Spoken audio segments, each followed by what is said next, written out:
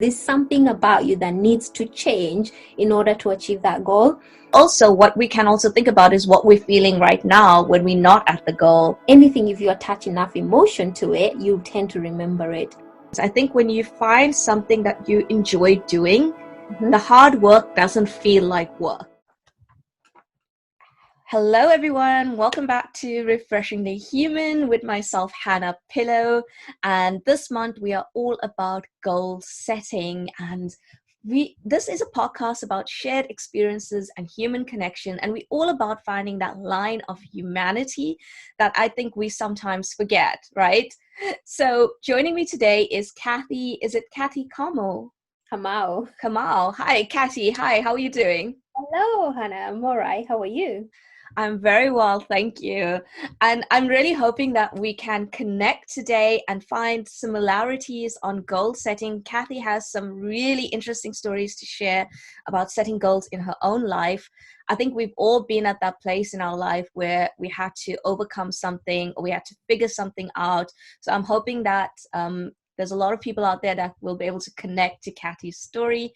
So hi, Cathy, would you like to introduce yourself to the guests? Yes. Hello. My name is Cathy Kamau, and I am a lifestyle coach. I've been doing this for the last 2 years, and my main mantra is that we, as women, especially, you can have it all. You can have the career, you can have the happiness in life, and find fulfillment in life, no matter what you are going through. Yeah, I love that. Someone who can just be all and do all, right? Yeah. Yes, that was something that I mentioned on another podcast when I was a little kid. I always imagined myself being the superwoman, with the career and the kids, because I think as women growing up, we are often told that we have to choose, we have to. Yeah. I know I personally have been told that I have to choose my career carefully so that I can be a full-time mom, and my career needs to revolve around that. That's what I was told growing up. Do you know what? That it's not just growing up. I hear that even today. Even today, when I'm struggling sometimes, because we all have struggles. When I'm struggling in my career, and I'm also struggling to juggle my home life. Sometimes the advice I'll normally get from people is, well, maybe you need to reduce your hours or find a different job, or there's always that the compromise. But I'm always the stubborn saying, do you know what? I can have it all. I can have everything and also be fulfilled and happy and find joy and meaning in life. Yeah, absolutely. And we are moving into that era where a woman can do anything a man can do. And Yep. I mean, men are doing it, Yeah. men can bloody hell be house husbands too, and Yeah. some men actually like that. Exactly. Yeah. So I think we can find, and even men, they're now sharing your maternity leave, aren't they? So, for example, in your 9 months of maternity leave, a woman can go back to work early and give the man some time to bond with the kid. So yeah, it's a whole different era, I think. Totally different. So, so Cathy, I see in your bio you mentioned that you help people to unpack their baggage, right? Yes. And I love that. It just gives me a visual, like of everyone with like lots of baggage to unpack and all these emotions coming out. So, Yeah. if you had to tell the audience, what does that look like in practice to unpack your baggage? How do we unpack baggage?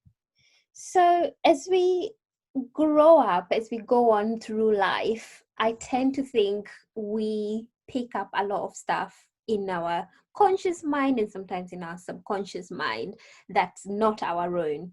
So we tend to pick up opinions of other people.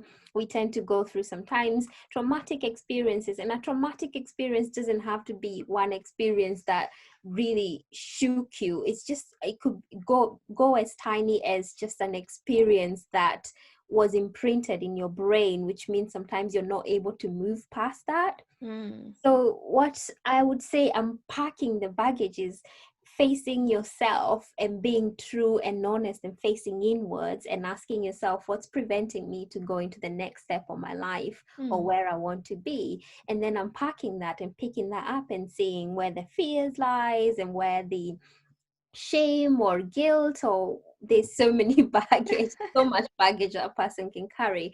And then just being kind to yourself and loving yourself enough to unpack it and work through it and be able Mhm. to, live the fulfilled life that you want to. Of course. So when we unpacking this baggage, right? Say for example, I'm sitting with I'm gonna pick something random here. Yeah. Say I'm sitting with a lot of shame in my life, Right. right? Now, when I unpack the shame, where Hmm. do I unpack it to? So I'm just picturing, right, unpacking my bag. When I Yeah. unpack my bag, I take it out of my bag and I put it in my closet. So Yes. when I'm unpacking the shame, what am I doing with it? Where is it going?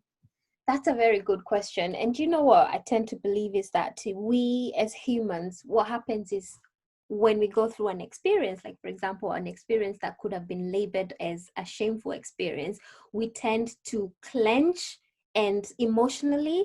So it's kind of like closing your heart so you don't fully experience that shame. But then you always, and as a protective way for a brain to protect you from another experience like that, you tend to avoid anything related to that experience. So when you unpack the baggage, what you do, you actually first of all experience it from a very different perspective.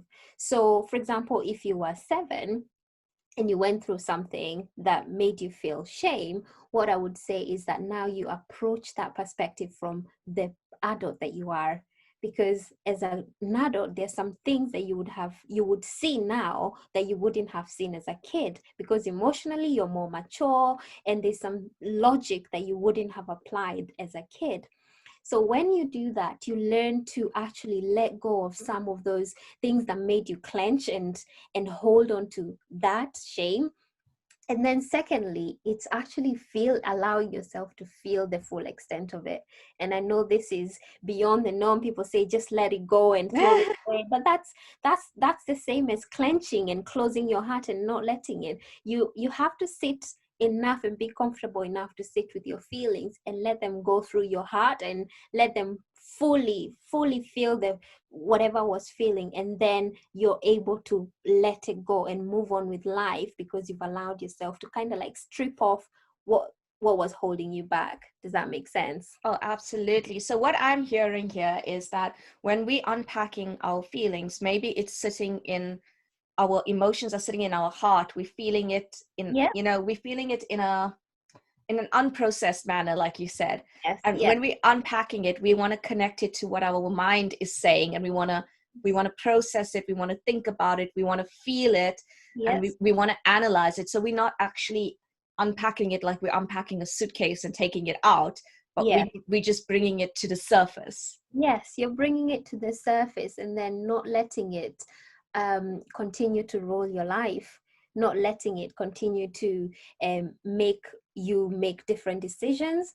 So it's letting it float through your conscious mind so you can see it, acknowledge it, and then whenever now you're faced with a situation where you would have retracted and gone back to feeling shame, you will have it in your presence, which means you'll say, well, I'm reacting like this because this happened, but today I'm going to make a different choice. Sure. Okay, great. Totally love that. Agree Mhm. with that. Um, so I was just chatting to you earlier on, and we are all about goal setting this month. And you have a really interesting story about goals that you were just telling me about. Would you like to get into that here? Um, Yes, yeah, sure. I was saying that as a type A personality, I'm not new to making goals. I think I've made goals since I was very little. But you use different approaches towards making goals. And one I remember most was when I was changing my career. And I had a baby, I was a single mom, and I was on maternity leave, and I was thinking about what to do next. And the way I probably use it more now, the way I set that goal, because I feel like I achieved more with it than I have with most of the things I've tried. So instead of just setting a goal, because for me a goal can be, it's cold, it sounds cold, it's like I'm setting a goal. And I was saying about how one of my favorite motivational speakers, Zig Ziglar, he said that you can't hit you will miss, or you are designed to miss 100% of the targets that you have not set. Because if we think about it, even if you are thinking about a ship that's leaving the dock, if it has no destination, there's no way it's going to go anywhere. It's just going to go around the Atlantic or whatever ocean it's going around. So you do need to set a destination to go to, and that's the definition of a goal. So what I did is I decided to set a destination, and for me that was to get a job where I would be able to work 9 to 5, but also be flexible enough to work from home and take care of my child as well. And so what I did at that time is I broke it down in terms of that destination. So that was the destination I wanted to, but there were steps to get to that destination. Because I think one of the mistakes that we make is that you set the goal and then you leave it lying there in a cupboard until next year, where you think, oh, I did set a goal, and you don't hit it at all. So I had a destination, but I needed to have steps of how to get to that destination. Did I need a new qualification? Did I need to get trained by a different person? What jobs were out there, and what could I do every day to make myself more viable to be able to hit the ground running when I came off maternity leave? So that's one of the things I realized. But the second thing also is about the comfort zone. If you think about any particular goal, any goal that you set, you are setting something outside of your comfort zone. Otherwise, it wouldn't be a zone. It wouldn't be a goal. Think about it. If you have, for example, if you want to lose weight, you would have to get out of your comfort zone. You would have to eat the right foods or exercise a bit more than you do in order to achieve that goal or that destination. So for me, it's learning that when I set a goal, I am setting myself to get out of my comfort zone. And if you think about the definition of a goal, and I'll go back to my story, it's basically setting an intention and applying enough will to that intention to get out of your comfort zone in order to achieve whatever you want to achieve. So for me, during that time, because I was busy during the day and I had to retrain and do project management courses. So what I did is I decided to get myself a timetable, I would say. So I would wake up in the morning, and every day I would work towards that final destination. And I had different milestones to get there. You can tell that I'm a project manager because I had different milestones to get to the goal. But I decided that I was going to ensure that every day I worked, even if it was 30 minutes towards that goal, whether it was doing the project management course, whether it was going to a meeting where I could socialize with people in the same field as I did. So that's exactly what I did. I applied myself every day using the small steps that I had listed when I set the goal. And finally, by the end of it, when I found myself in an interview, I found myself that I was able to, one, explain myself very freely. I was experienced enough in that field. I had met enough people in that field to have connections. So I ended up having an amazing job that I was able to then juggle and spend time with my child and juggle everything that comes with motherhood and working. And yeah, so for me, I'm very proud of that moment. Oh, definitely. You should be. How long did it take you to go from the start to getting your first job as a project manager? I would say about 6 months. Wow, that's not that long.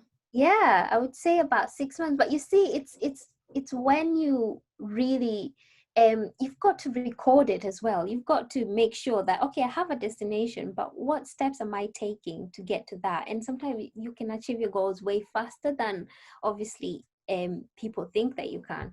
I love that. Yeah.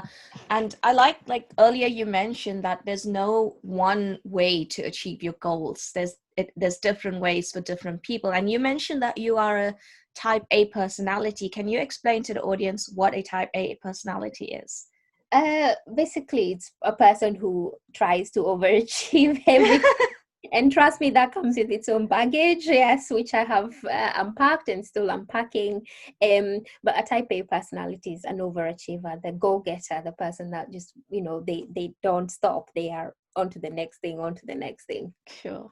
So we spoke a lot about unpacking our baggage, and you gave a really cool story about achieving one of your goals. How Yeah. do you think the two align? How do you think unpacking our baggage can align with setting and achieving goals?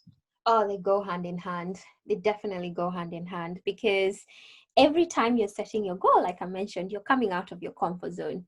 And your comfort zone is nice. That's why it's called a comfort zone. It's nice, it's chill. You get to do everything there. Now when you're telling me to get out of my comfort zone, like for example, I used to hate, absolutely hate completely going out and socializing, especially for work purposes. Networking is my pet peeve. So, and then for me, I knew for my career, I definitely needed to network. There's no way I could achieve a lot. But then I thought, right, why do I not like networking? Now that was me unpacking my baggage. Like, what about, so my goal, for example, in that case was to be able to go comfortably and network without sweating or feeling uncomfortable or just sitting in the corner and having a cup of tea, which I have done before.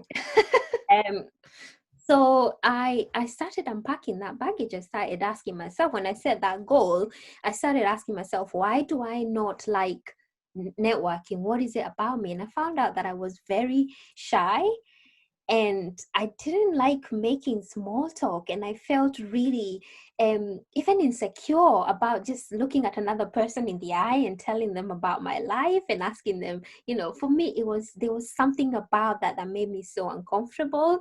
And I had to sit down with myself and ask, where did this come from? At what point did I decide in my entire life between 0 to my age now, what point did I decide, right, talking to strangers is not a fun thing? Because that was my brain's mechanism of trying to protect me from that, because for some reason my brain saw it as danger, hence the sweating, hence the adrenaline kicking in. So once I sat down and I unpacked it and I found out that it came from, like, for example, in school, where people who because I grew up in a different culture like yourself, and a different country as well. But for me, people in authority in my culture were seen as, you know they were better than anybody who wasn't in authority. Yeah. So as a child, for example, a teacher was way better than me, so I couldn't really, and children were to be seen and not heard. Mm. So I developed this personality where even at work, where if I had a boss or somebody who was senior than me, I would hide myself. I would get out of the way. If I saw them walking towards me, I would change directions, because it's just something that I learned. They're senior, therefore I am not even allowed in any proximity of them. So once I unpacked that from the adult um, perspective, I realized that, well, that was a different culture then. It's different now. And from all the work I've done about gaining confidence and high self-esteem, I learned that, you know what, I'm the same, and there's so much value I can provide. Even because if you think about networking, you'll meet people who are senior VPs of a company, and you're like, oh my God, how can I? But then I thought, I can give them a perspective. I can listen. Listening is very good. So after I unpacked all of that, I then decided to delve out of my comfort zone. And boy, was that scary, because the sweating didn't just stop because I set a destination or a goal.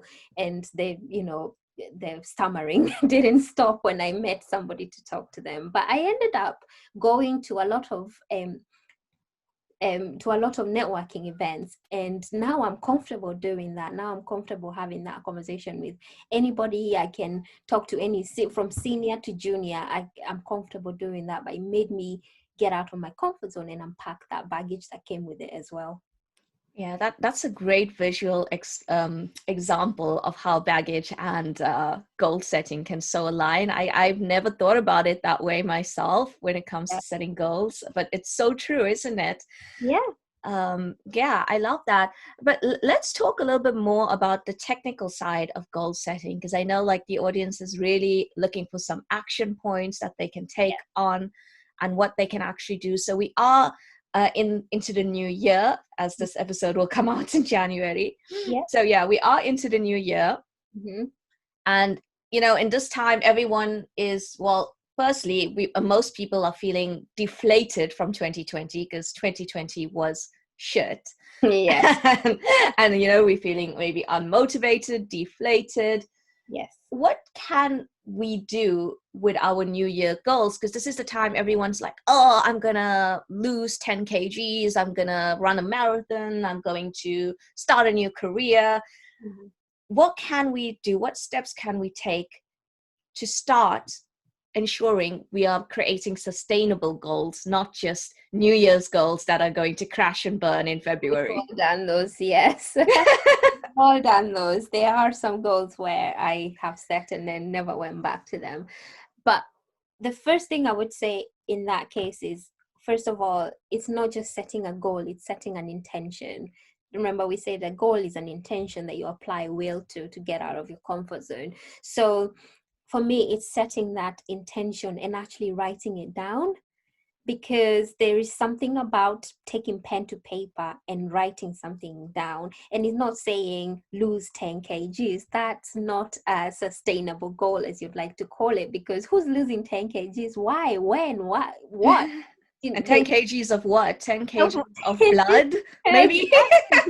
Exactly. There's so many variations to that. So for me, the way I would write, for example, that goal down, I would say is that I intend to become more healthy by losing 10 kgs of weight between this time and this time. And I will do so by, and then you list down all the things that you will do. So I will eliminate fatty foods. I will exercise. I'll eat more salads. I'll reduce my carb intake. I'm not a dietitian, so don't fall into this. But what I would say, because I've done also a weight loss goal as well, but that's the same thing I applied. So you first write it down, but write it as an intention, not just a lose 10 kgs. Write it as an intention, and then list the things that are required for you to get there.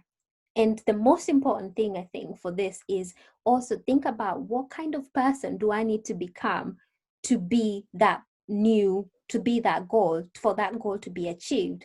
So you can't achieve the goal, again, it's out of the comfort zone. You can't achieve any goal by being the same person. Think about it. There's something about you that needs to change in order to achieve that goal.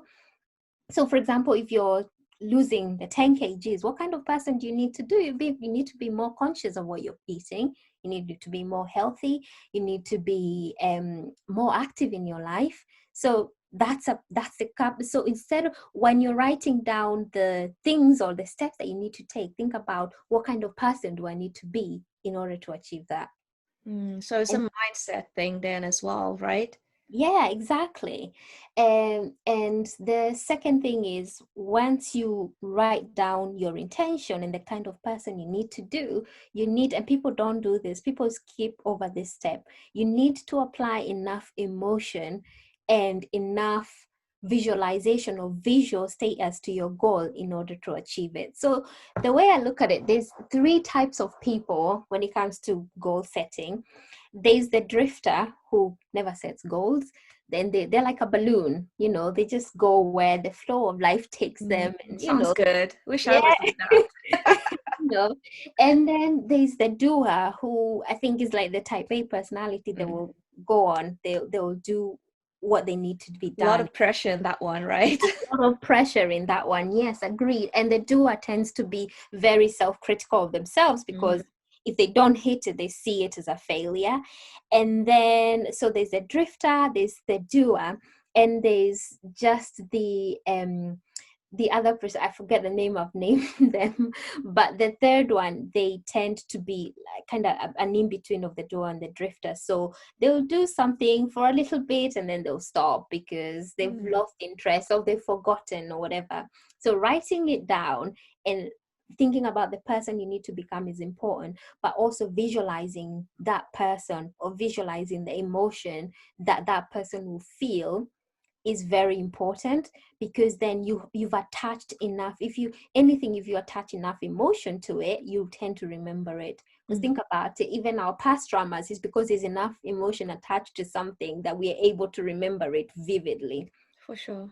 So we can do the same thing to goals. You have to just set enough emotion and visualization towards the person who you want to be in order to achieve that goal, so you can achieve that goal. So for example, if you want to be out of debt, if that's your 2021 goal, what does that person feel when they are out of debt? Because when you're in debt, you feel like everything is crashing, and you don't have enough. How does that person feel? Do they feel freedom? Do they feel like they can they have more money at the end of the month? How does that feel? And if you connect to that emotion, then trust me, you'll be able to push harder towards that goal. Because what happens when you set your goal, your subconscious mind is like, nah, I don't like getting out of my comfort zone.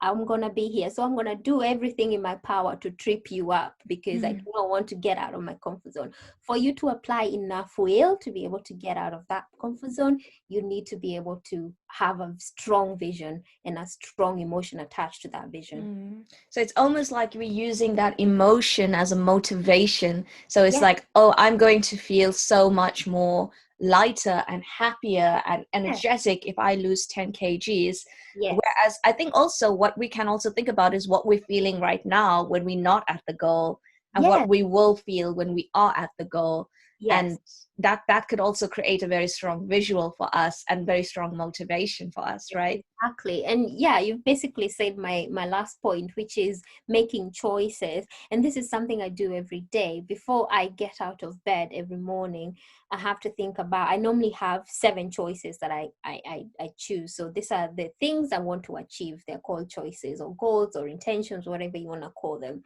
But before you get out of bed, every day you need to remind your brain and tell it, right, so I need to lose 10 kgs, or probably you've lost 10. Say now it's 9 kgs. Say it's February and you've lost 1 kg already. Yeah, progress. Progress, yeah. So you need to think about, okay, so this is where I am. I am 9 kgs overweight, so I need to lose 9 kgs. And what do I need to do to get there? Today I'm going to do 1, 2, 3, 4, and then you attach that to the emotion. What emotion am I going to feel when I achieve my goal? So every day you make that choice. You go from where I am to where I want to be, and then think about the emotion you'll feel as you go through that journey. I love that. I love using our emotions as a way to motivate us. That's a very positive way of looking at our emotions and using it as a driving force. That's really cool. Yeah. I also just wanted to say to the audience that these are all personal experiences, and your it's not exactly advice that we can give you, but it is something you could try, and if it works for you, that's great. But Yeah. it's not, sometimes we do need a coach, a lifestyle coach, or a mentor, or someone who knows us personally to be able to help us design our goals for us. But these are Yes. great ideas to discuss, and if you want to try them, try them. If they don't work for you, that's okay. Try something else. Yeah, it's true. And you know what? That's a very good point, because when it comes to goal setting and everything, I think most importantly is about self-love. It's about knowing that you are human, refreshingly human, as we say. Yes, and it's loving yourself through the process. And whenever you trip up, and it's allowing yourself to trip up and getting up again. That's the most important thing. So if something doesn't work, all you have to do is adjust it to what you as a person feel most comfortable with. Absolutely. Yeah, totally. Because like I think for me personally, Mhm. um I am very goal driven myself, and I do agree with a lot of what you said, but some of the things I think wouldn't work for me as a person because well, I think I'm very much more, I don't think I would use my emotions to motivate me. Mhm. Um just because I kind of I have other motivations for Okay. myself, you know. Yeah. So, but it's a great theory and it's a great idea, and I'm sure it will work for a lot of people. I Mm, just think that maybe for me personally, it's not mm. my way of doing it. Could But that's why I I- think it's important for us to know ourselves, or to get to know ourselves, to know what works for us. And if we don't try something, we'll never know if it works, right? Yes, yes, that's true. That's true. If you look at any, like for example, you've mentioned, I don't know if you're willing to share any motivation for your goal. Yeah, it's a good question. What motivates me? And I think it's just self-fulfillment for me. Mm-hmm. I think for me, like I have a lot of my audience know this. I have actually lost 25 kilograms on my own, Wow. and yeah, and for me, it's just that I guess you could actually say it was emotions, because it's kind of like self-fulfilling prophecy that I did this. I'm proud of myself. And it's also for me, what motivates me is my belief in myself and the fact that I know I can do it. And I spoke about this in a previous episode as well, where I had a friend who did it. And when I saw her doing it, it motivated me to do it, because I was like, if she could do it, why can't I?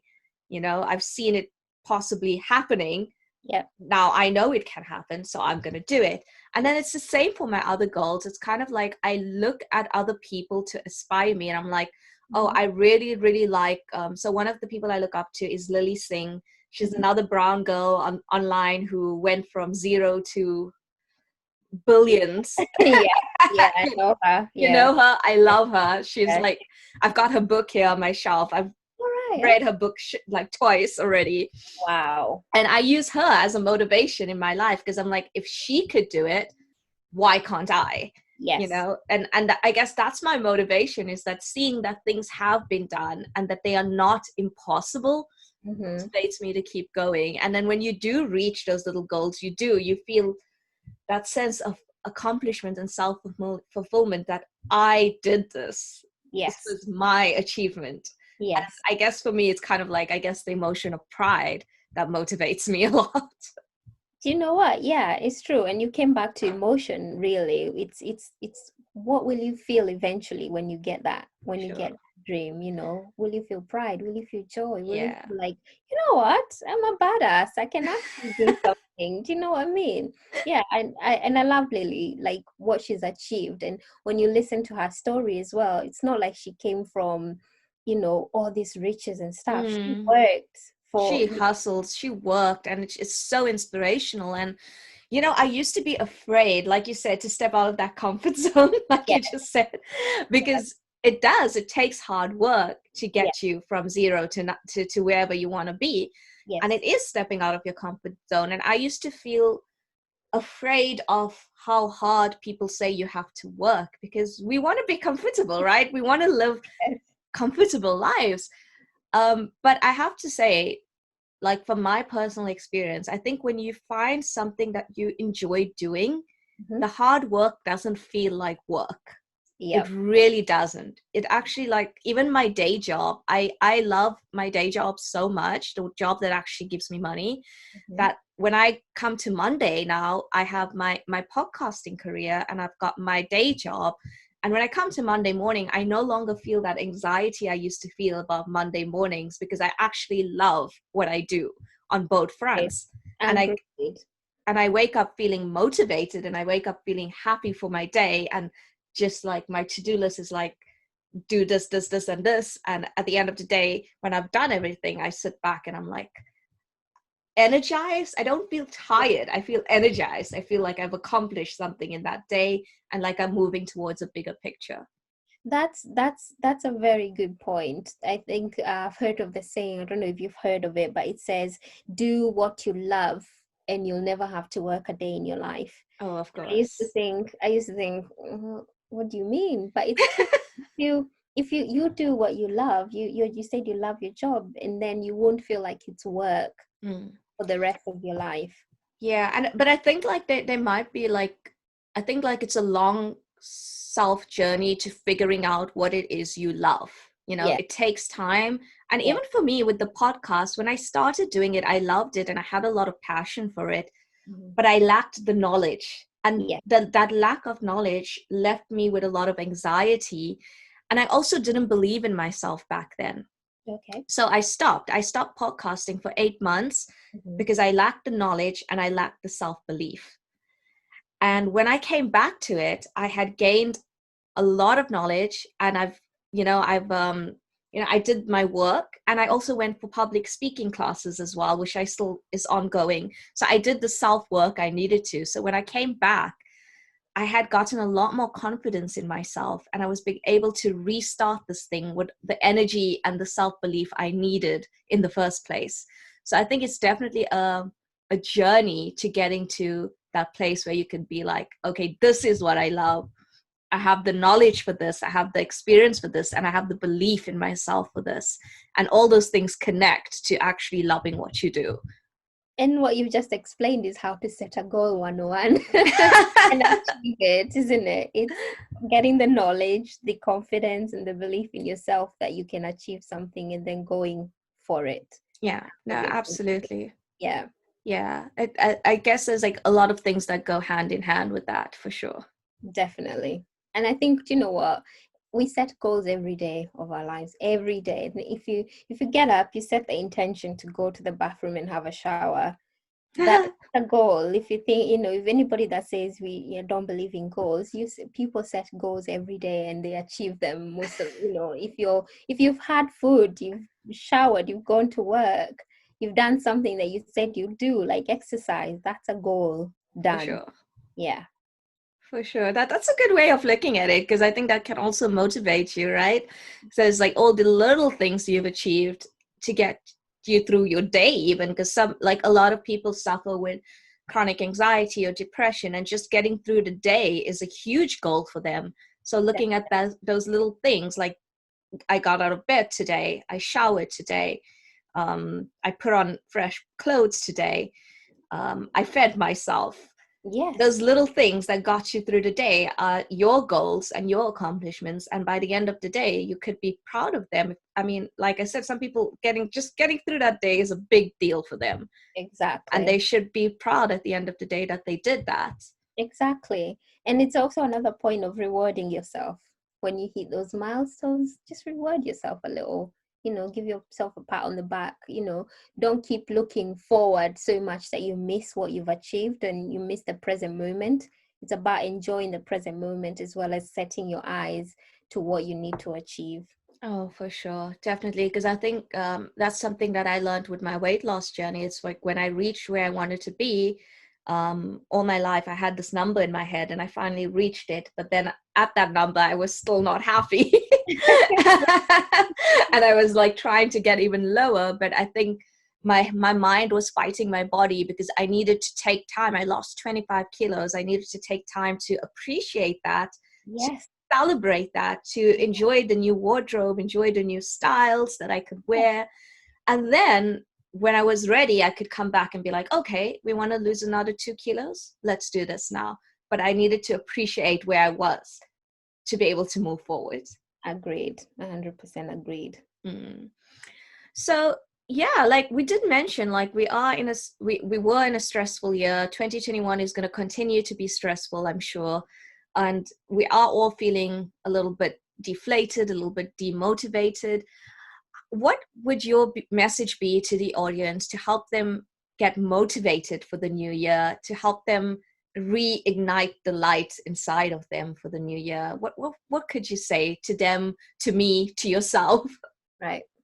Do you know what? The first thing I would say to myself and to everyone is that we have been through one of the most difficult years, I think, in the recent times. They've been very difficult years. Let's not, in the earlier times, but we've all been through such a hard year where we had to come out of our comfort zone and we had to learn to live differently than we're used to. So congratulations, you have made it through and you are back in 2021. So for me, that's a huge achievement because Yay! yeah, nobody told us. No, when we were celebrating Happy New Year 2020 and everyone had Vision 2020 in their goals, nobody, if somebody said, yeah, no, that's not gonna happen, it's just gonna go way down, you'd have been like, I'm not motivated, or it would have been a different outcome. So something was thrown at us, and we've been able to continue being human through it all. So for me, as a motivation for 2021, if you have something to achieve, and for me, my first mantra is always love yourself more. You can always love yourself a little bit more. And don't beat yourself up if you don't achieve something, or you didn't achieve something last year. This year is the start of the rest of your life. And I know that's cliche, but it's true. Every day, every new day you wake up is the beginning of the rest of your life. So whatever you're looking to or intending to achieve this year or in the upcoming years, just go for it, because you deserve it more. You deserve it. That's the bottom line. You deserve it, and you can do it. So just believe in yourself and get into it. Yeah, absolutely. And I think I definitely want to stress that, like you said, it's a new year, but we have the opportunity to start new every single day. And we do this new year burnout goal setting because we think like, oh, it's a new fresh year. Then last year somehow gets canceled out. It's a nice thought. Yeah. But you know what? The years all roll into each other. The days Yep. all roll into each other. So Yep. you have that power to restart every single day, Yep. and you maybe you slipped off the wagon on one of your goals, and you can just get back on the wagon.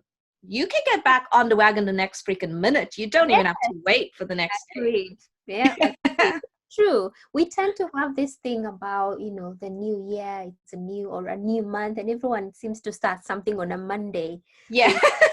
you say, I'll just continue eating the junk food. I'll start my diet on Monday.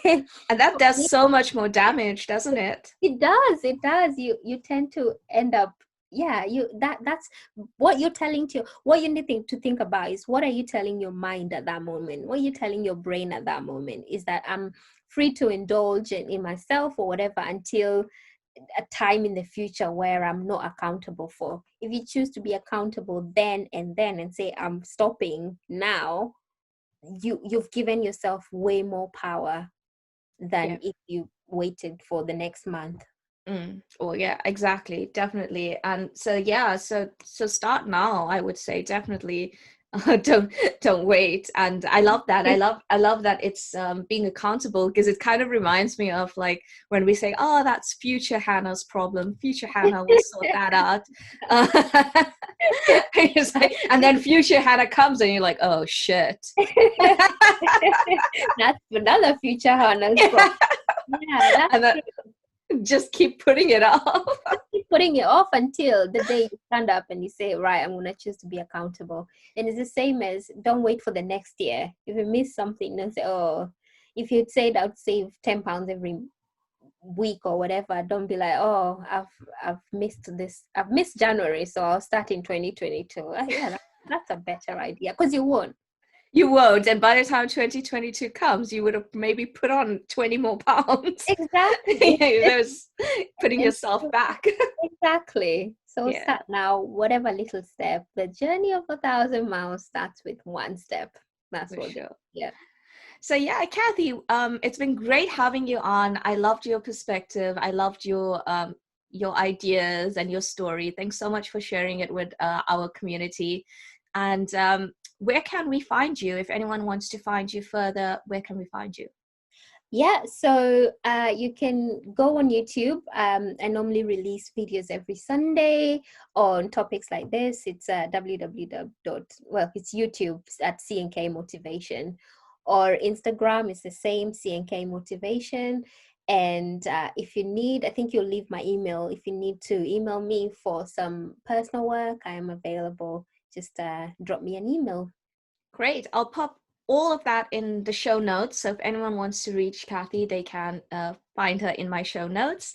And yeah, thanks so much again. And Happy New Year. Yeah. Happy 2021. And I hope that you also have, achieve everything you want to this year as well. Thank you. And you too. Great. Well, we'll see you guys all next time, and goodbye. Thanks so much for tuning in to another episode of Refreshingly Human with myself, Hannah Pillow. It's been great having you join me today. If you liked my content, please do share it with a friend you think would find it interesting and subscribe to the show as well. I would love to have you listening in to many episodes to come. You can find me on the socials. I'm on Facebook as Refreshingly Human and Instagram as Hannah Pillow. See you next time.